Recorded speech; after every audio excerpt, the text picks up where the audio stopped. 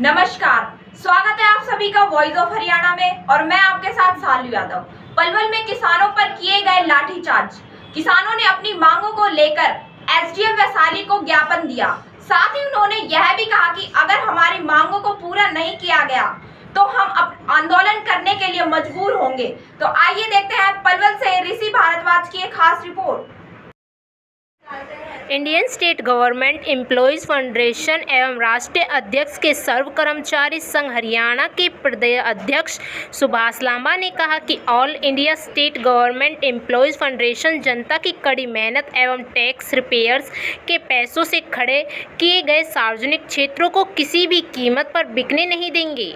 कहा कि अब केंद्र सरकार ने आधिकारिक तौर पर सार्वजनिक क्षेत्र को बेचने की घोषणा कर दी है। यह पूरी तरह से निजीकरण है जिसको बर्दाश्त नहीं किया जा सकता। उन्होंने कहा कि एक तरफ केंद्र सरकार बड़े कॉर्पोरेट घरानों के लाखों करोड़ रुपए टैक्स माफ कर रही है और दूसरी तरफ सार्वजनिक क्षेत्र की संपत्ति को निजी हाथों में सौंपकर 60,000 करोड़ रुपए कमाने का ऐलान किया है, जिससे केंद्र सरकार के कॉर्पोरेट प्रस्त नीतियों बिल्कुल स्पष्ट होती है।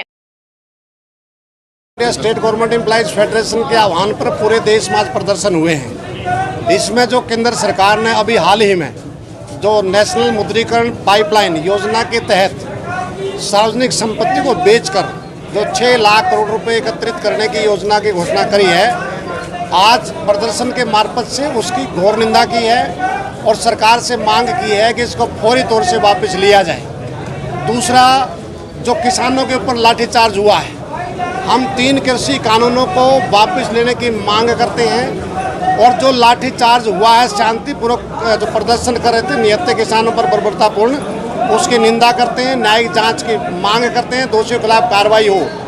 तीसरा, हम ये कह रहे हैं कि जन सुविधाओं का निजीकरण करने की बजाय इनको मजबूत करो और जनता को बेहतर सुविधाएँ दो।